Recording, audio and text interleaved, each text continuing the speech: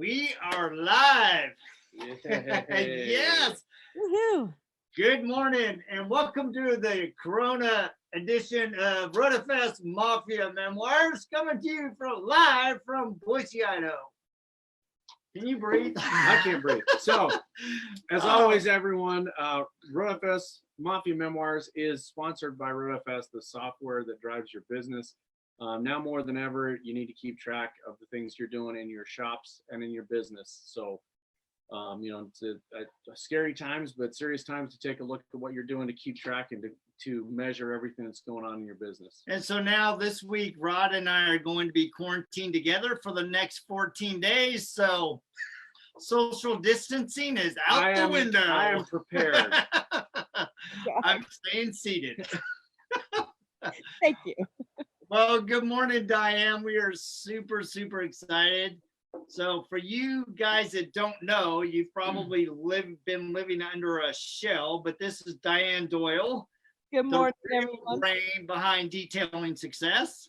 So we have of course, Rennie, that is the voice in the face, but the brains is sitting right there in the command chair. So, Well, thank you for all the untrue craziness, right? So, my ego has been properly stoked this morning. There you go. Thank you very Today, much. I mean, we're making a lot of fun of this, trying to keep positive, but today, one of the main reasons we wanted to have you on is to kind of dispel some of the myths and to talk about the truths and the things that are unknown. And I specifically mentioned those three because that's what's going on. There's a lot of myths. I mean, a couple weeks ago we were joking, I got some whiteboard cleaner and, that ain't going to cut it. So we want to talk about things that actually will help alleviate this. We know several things. We don't know other things, but want to start with some things that because of your expertise in interior cleaning. And that's, I think, what people's big concern in the last couple of weeks and probably the next couple of months going forward is how to properly sanitize the interior of a vehicle. Well, here's the thing. I mean, I've been spewing this forever. Interiors are a petri dish of guck, and because everybody likes the shining paint, they get ignored. And health-wise and everything else, that's the interiors where it's at. And so, as far as the interiors go, I mean, my main thing, and unfortunately, everybody's scared, everybody's panicked. We don't want to perpetuate fear, but we've got to stay clean. And so from the interior side, the first thing that I would probably find the most important to talk about with interiors is your personal protection. Mm-hmm. Because, like you said, everybody's getting, we're quarantined, we're this, we're that. With health workers, everything else, they're having to put themselves at risk. And it's the same thing with an interior. You climb in an interior, if it hasn't been enough there still could be live virus. And so personal protection, you guys had your masks, you had your gloves. Here's the thing. I noticed that, Rod had the respirator type mask and Jody had the paper mask. And here's the thing. Masks, all of that's great. I mean, obviously this is an airborne issue we're dealing with, but proper wearing of your mask, because if you don't have those masks on right, they are not going to do what they need to do. Right. This one I specifically brought it in because the bottom strap, this is a leftover from Air Force One 2019, and the bottom strap got broken off. So this is absolutely ineffective. This appears to be the safest thing, but all it does is go over the top of my head, and that's it. The whole bottom of it is exposed. So that is absolutely not effective because the bottom strap is broken. It does nothing. This one is an N95 mask, and the big difference between these and the other ones, the ones you see people in the hospital where they just hook around your ears, these have the nose piece and they're fitted around your nose, and that's why these are effective. That N95 that's on there, that is what denotes the type of particulates that it will prevent from coming in or more importantly, out. Going out. With these, it's to protect you from particulates going out. Right.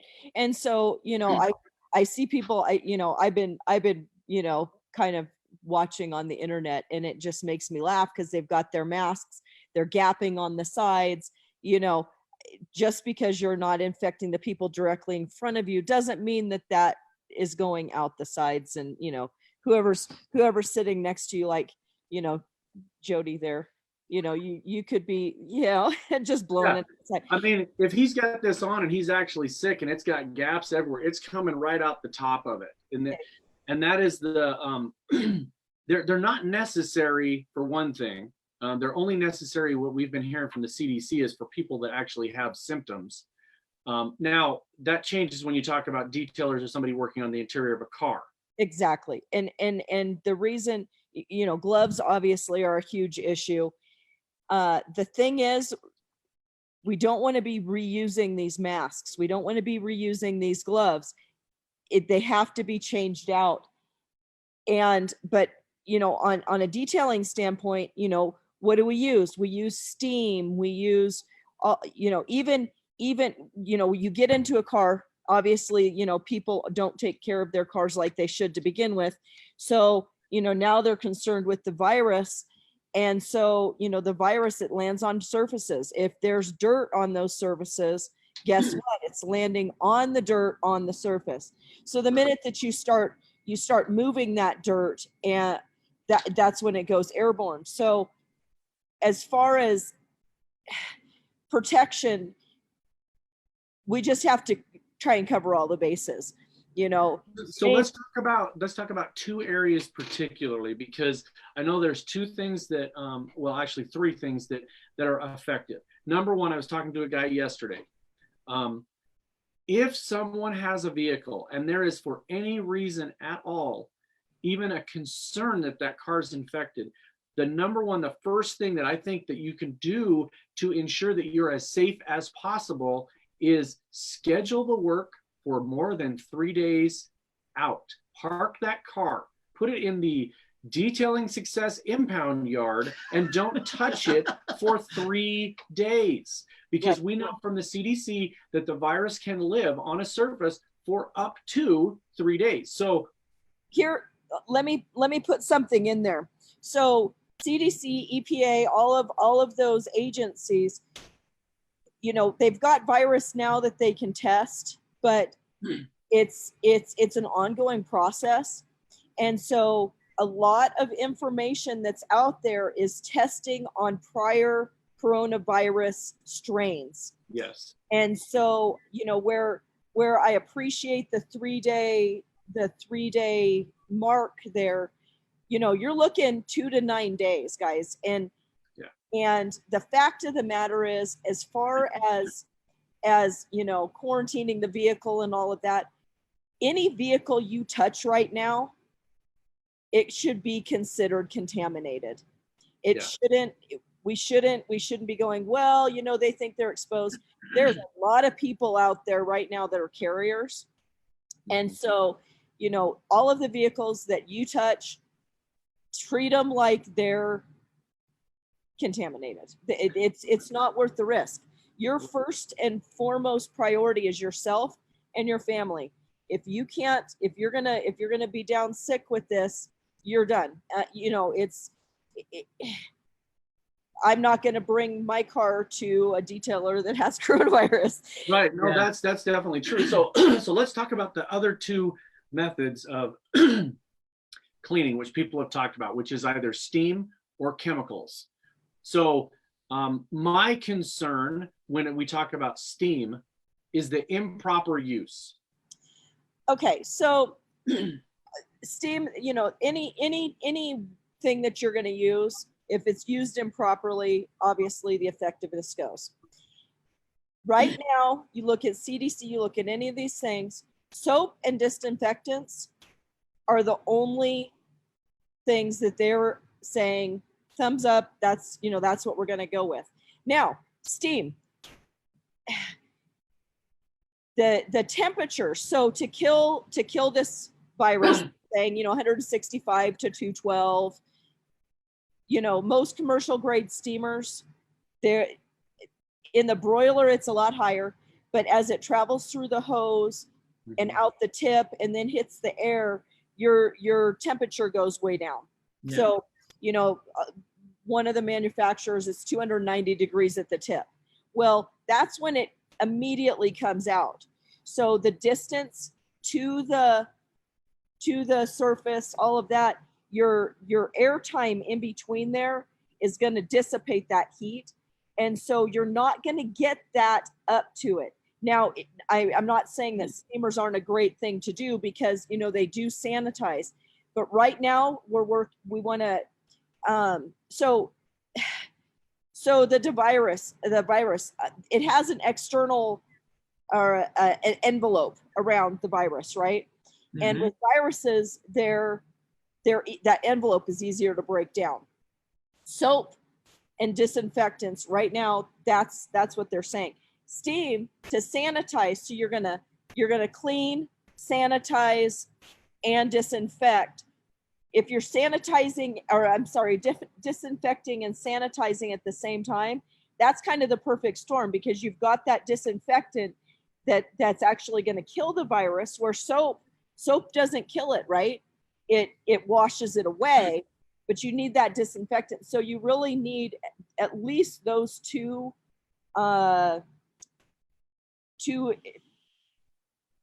methods. Combinations. But putting steam in there, steam, ozone, you know, ultraviolet. Okay, no one's talking about ultraviolet. The higher temperatures, that's when this virus gets killed. Okay, ultraviolet, you know, we're just waiting for summer when the ultraviolet kills it also. So ultraviolet light, steam, all of these things, you just can't depend on one in particular, and that's the thing. And this kind of segues into something that I'm really concerned about as far as interior detailing. On Facebook, you're seeing everybody, you know, oh, we're going to clean this, we're going to disinfect, we're going to get rid of this. You're not going to do that, because here's the thing. Until they get a handle on this and get it stopped, it's going to perpetuate. So I could go in, spend, 4 hours disinfecting a vehicle. Their little typhoid Mary, their little child that they have with them, walks, hops in the car, gets in the car seat, and spews it all over again.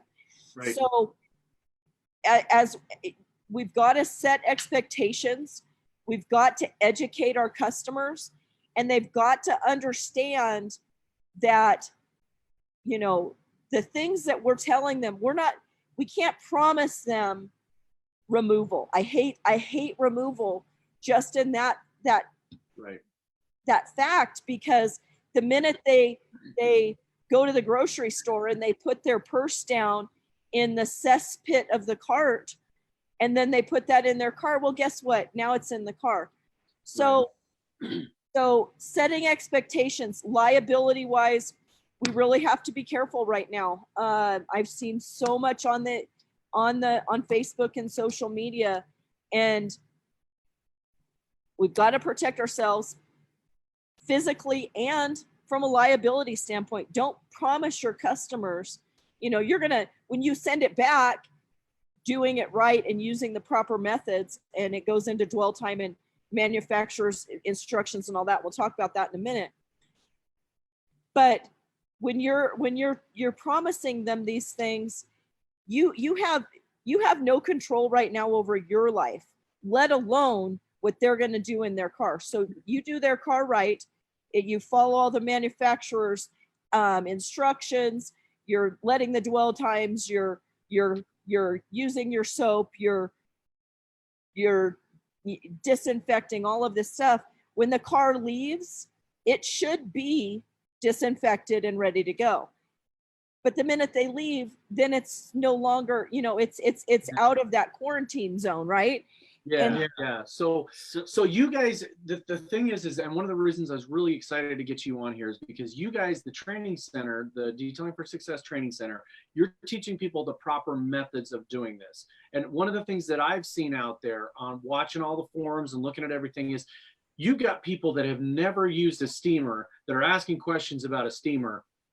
And so let's take, for instance, somebody that doesn't know what they're doing. There's a little dial on a new car that changes the transmission or something, and you hit that with even 200-degree steam, that electronic device is toast. And if you don't know what you're doing, you're putting yourself at liability for damaging the vehicle, let alone, I mean, the virus is a huge deal and we're you know, everybody's talking about that. But now you're talking about somebody that's inexperienced, that's never been properly trained, that's going into a car and they're going to damage all the electronics in the doors, in the dash, in the console, everywhere. You can't just hit everything with 300-degree steam and expect that you're not going to hurt it.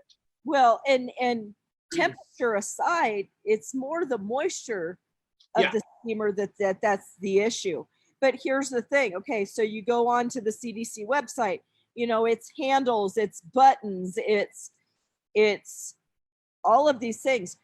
With a steamer, though, those type of areas are actually areas that you want to avoid because of the electronic components. So that's why it takes me back to the soaps and to the disinfectants. Like I said, I am a huge steam proponent, and anybody that comes through my class knows that. But here's the other thing with steam, even air. Okay, we've got a lot of detailers out there that use compressed air. Okay, in this instance, I'm not a huge fan. You know, there's places and uses for most everything. But here's the thing, you shoot compressed air in there, okay, guess what? It's coming right back at you. Blowing everything. Anybody that's ever taken compressed air and hit a dash with it, the dust goes everywhere. And the same thing happens with the steamer. One of the things that steamer, you know, it lifts everything to the surface. It brings it up. It vaporizes it, right? So everything that we've got going that, you know, is, you know, kind of chilling on the beach, you know, all of those little viruses are laying on the dash or laying on whatever. Then we blow them with steam. You've got the PSI, you've got all these things. Guess what? Now we're making it airborne. Even though, like with soils, even when you were to just use a towel or something like that, you're disrupting the bond, and it can go airborne too. So like I said, that's why I keep going back to personal protection. You've got to be covered. They're saying that as far as it getting on your skin, it can sit on your skin. It's from when you touch it and you ingest it is when the problem is. But, you know, to be out there, not fully clothed, not fully covered, and then, you know, washing your stuff. Okay. One of the big things that, you know, I saw a guy on Facebook the other day, and, you know, he's out climbing around in this, you know, car, and he's cleaning everything up. So now all of that is on his person. Right. He's going to transfer it to his car. He's going to go home and transfer it to his family. So, you know, have a change of clothes. You know, we could, you know, have all sorts of, you know, new, what do you call it? Indecent exposure. But, you know, you need to get that stuff off before you know, cross-contaminate. But, you know, like you were asking about the steamers, I just want to make sure people understand that it's going to blow around, and you can't. That's always the thing. Is you go ahead. No, that's okay. That's the thing, that as I've been watching these videos, I'm watching the steam go all around them, you know. And Joe Flores did a really good job. He had his full suit on and everything. But I want to go back to something you said about when you get everything all disinfected and it's all clean and ready to go out the door, and mom with her Typhoon Mary comes along. What are some things that mama can do to protect once she's gone? I saw one lady saying, look, you need to keep a whole thing of Clorox non-bleach wipes and every time before you get in the car out, wipe it down. Is that legit? Okay, so what they're saying, and like I said, keep in mind that they're testing on this virus now, but it's for prior viruses, SARS, Yeah. MERS, the other coronaviruses that no one's talking about. You go to get a flu shot, it's the strain from last year. They can only go with what they have. Alcohol, any products. You want to 70% is honestly I feel much more comfortable mark, right? 60% they're saying, but so but even like a lot of these hand sanitizers that are less than 60% alcohol based, honestly aren't killing anything. Okay. I mean, they're killing some, but it's not. I went to the store the other day and I was laughing because, they're getting these, off-brand hand sanitize, but they're not all at that level. So you have to, make sure that they know, alcohol based products 60% or above. The 100% ones,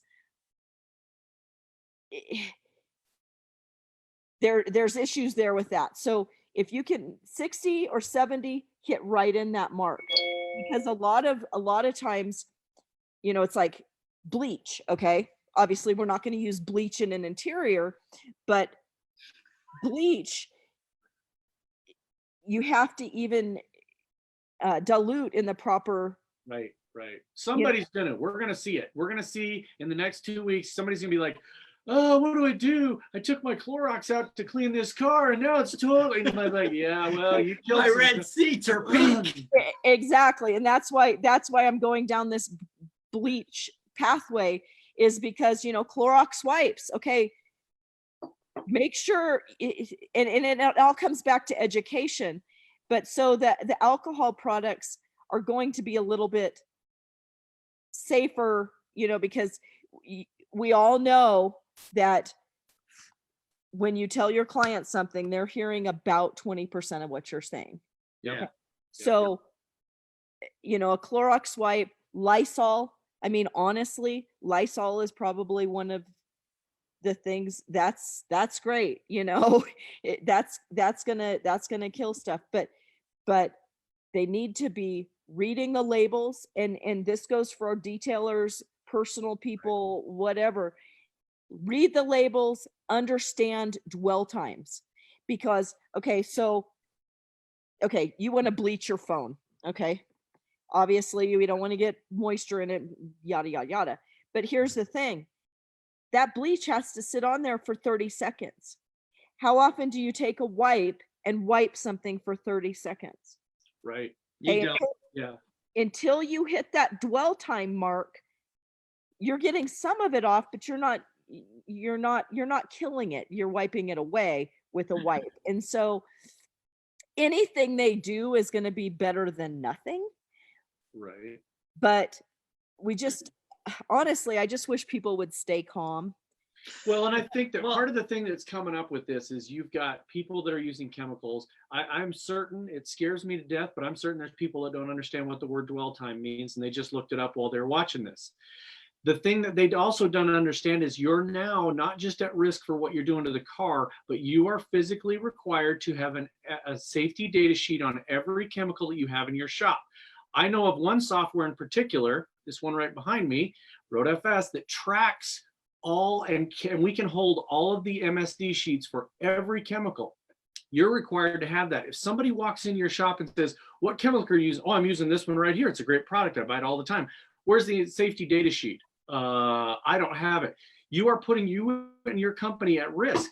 Have those safety data sheets. Understand the chemicals that you are using, what they do, what they don't do, the dwell times, and what you're supposed to do to use them properly. Because there's so many people that just think they're going to go in there and they're just going to douse this thing down and just everything's great. I'm going to just spray the whole thing down to get everything moist, keep it all down, and then I'm going to go clean it all up. And now you're just, the perfect analogy is walking into a men's room. Oh gosh. You walk into a men's room, you come out of the men's room. I'm not walking into a men's room, Rod. Yeah, and Yeah. you step in somebody's car. What did you just do? Yeah. You just completely contaminated that car. And when you tell people that, they're like, oh, I never thought of that. Well, you have to think of that. You're the one that they're coming to as an expert. You're the one that's going to set the expectation. And I think you're doing a perfect job of that. Is if, somebody comes in, soccer mom van, and you clean it all up, and here come the 3 kids to get back in the car to pick it up. You need to set those expectations right there. Yeah, put those 3 kids in a hazmat suit and then throw them in the car. I've got this special rubber glove, just stick little Susie in here. No, you just got to tell them, now this car's sanitized right now. The second that you open that door and you get in, anything you have on you is going to be in that vehicle. So, setting up return appointments and follow-ups and explaining to them how to take care of things. I'm a big proponent of the big 3M suits. They're disposable. I have them in my shop all the time for painting and different things, but I don't want that stuff going in my house. So I use them all the time for that. Right. And that's the most important thing is keeping stuff centralized. But, like as far as you had asked me, about setting the expectation, that's such a huge and important, we can't overpromise. We've got to watch from a liability standpoint. We have to set the expectations because, anytime you see a huge disaster, the sharks start circling and, they come in and they're ripping people off. And we have come so far as an industry to bring ourselves up to this next level where we're professional and we're this and we're, educated and all of these things.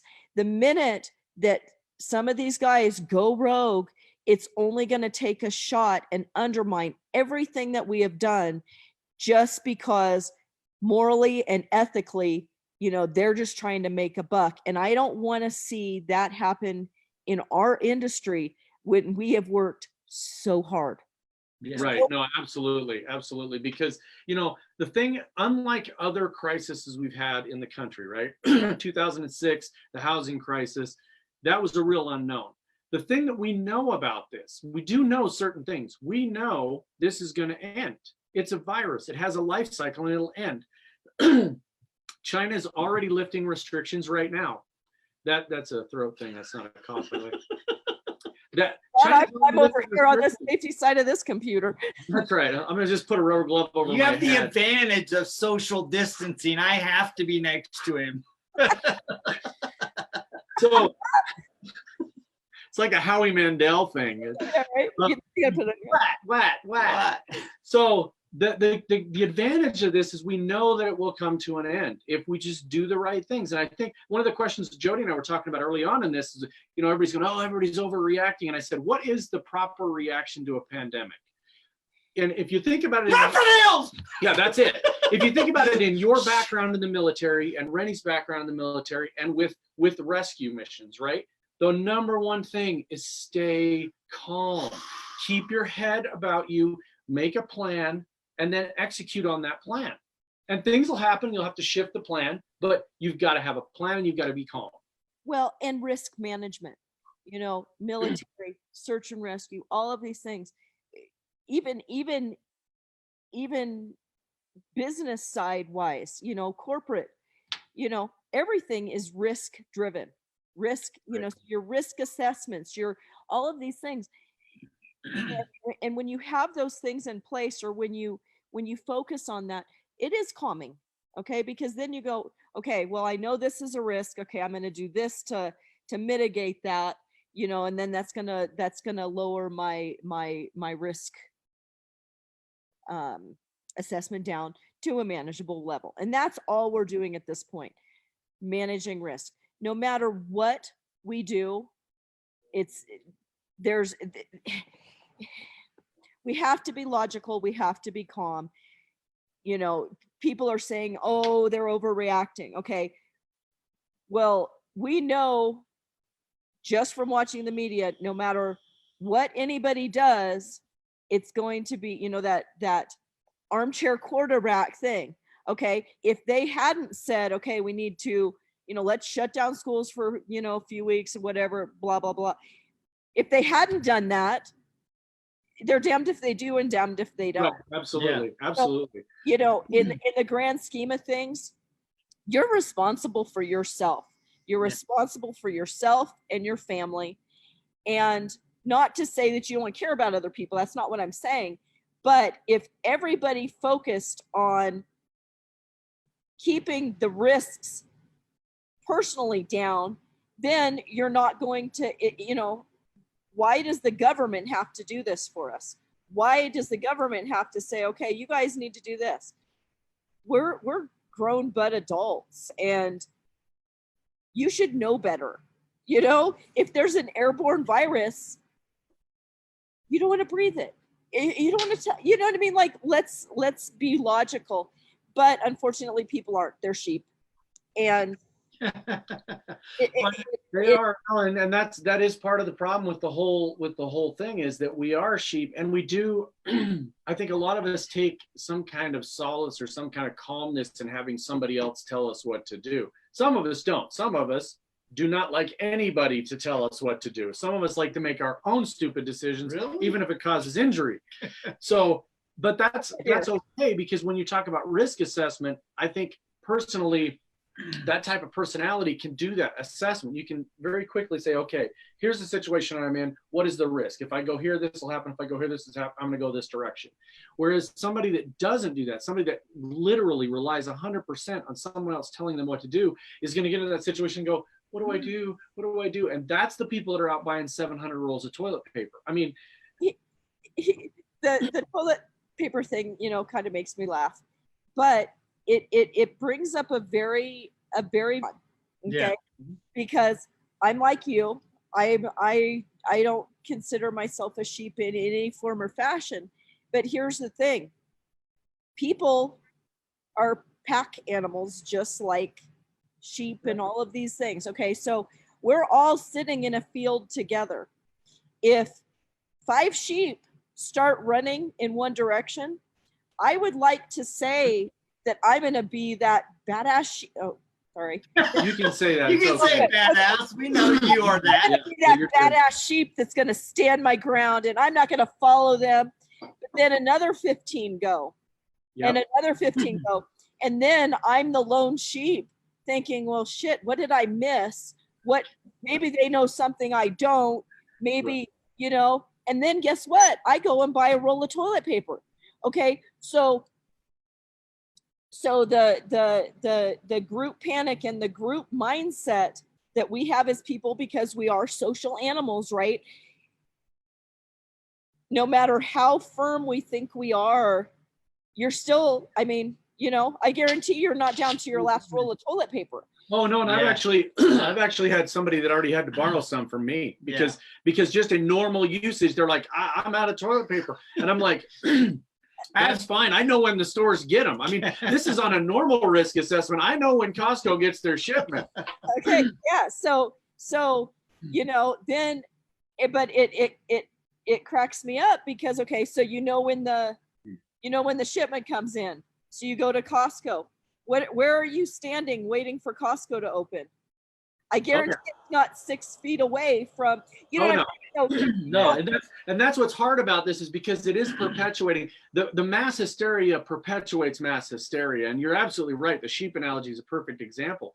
So when you think about it, you know, my wife is, we are both of the same type of personality. We are both very strong-willed. We are both very independent. There's a lot of people that say, wow, I cannot believe you have been together for as long as you've been together, because we are both very, very much wanting to be in control of our environment. But at the same time, when we get into a situation like this, we both come together and go, okay, what are the things we need to do? What do we need to take care of? We have our immediate family, and then you start going out. It's the layers of an onion. It's my analogy is always the airplane is lost oxygen. What is the first thing you do? The first thing you do is put on your own mask, because you are ineffective taking care of somebody else if you're dead. So you put on your own mask, and then you help somebody else in need. You start with your immediate family, then you start going out, and you start going out into those areas. And we're at the point where we need to start looking at the community in general. How do we help the community? What kind of things can we do to offer up to the community? I mean, There's people out there that in, I'm sure April, May 2020, Craigslist is going to be flooded. For sale, 17,000 rolls of toilet paper, cheap, come and get it. 2050, you're going to be using your last roll going, oh my God, No. Yeah. But at the same time, you've got people in communities that don't have that stuff, that somebody that needs it that can't get it. So I'm glad to see the stores are starting to open up early hours for elderly people. The problem is now you got 50 elderly people in the store together, and they're the most susceptible, and the store has not been sanitized. And honestly, I get why they're doing it, but to me, I mean, okay, that's the elderly is the high risk group, right? I mean, nobody's gonna discount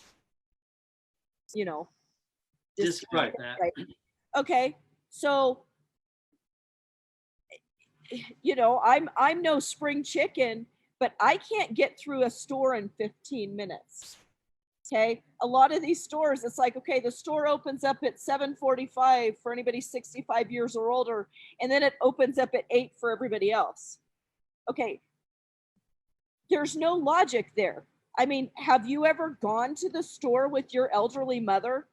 Is she going to reasonably, if I can't reasonably get through a store in 15, yeah, exactly. Okay, so they're trying to do these things, but some of the logic is skewed. And like I said, we can armchair quarterback and all of these things.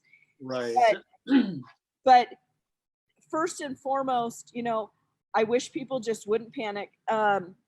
We kind of got off a little bit on a tangent, but as far as like interior detailing and all of that, right now, everybody needs, Rennie says it all the time, stop, drop, and roll. Okay. Get you in order, get your family, like you were talking about with the mask, and then let's work out. But honestly, I mean, we got 4 to 6 more weeks of this, guys. Minimum. I saw one thing come out from the government today. It said it could be up to 18 months because there could be a resurgence after 2 or 3 months. Well, and that's not even on the financial side. I mean, right. it's gonna keep happening. Virus wise, I mean, virus, the lifespan, when it's out, doesn't stay as long, which is a benefit, but it's still, we're going to see repercussions of this. So to panic now, to do all of these things and not be forward thinking, just kind of blows me away. But so, you see people all the time, well, I'm going to lose my business. Financially, this is going to hurt way more than it is health wise. Yes. I mean, Spanish influenza, the swine flu, all of these things, the death toll numbers are way further than what we are, but we've never had this pandemic thinking that we have. Right. Yeah. So kind of, I mean, we can keep going and I love this, but what I'd like to do is yesterday I had a conversation with my daughter, and my daughter came home and she was saying, man, I got one of my friends that is just so worked up about this. And it's like, you got to be serious about this. And I mean, this is really traumatic. And I'm listening to her, and my daughter's going, man, I wish she would just step back and breathe. And I think as I was listening to her, I asked her, I go, so what's her mom like? She said, oh, her mom's all in a panic. And we as the adults, we as the business owners can set the tone for our families and for our customers. So what are some things that you recommend detail owners to do to set the tone in their business and with their customers that will help them, weather through this and come out stronger on the backside? Honestly, just stay calm. It's all about education. It's all about not adding fuel to the fire. Okay. And that's the thing. If everybody, it's like when someone smiles at you, you smile back.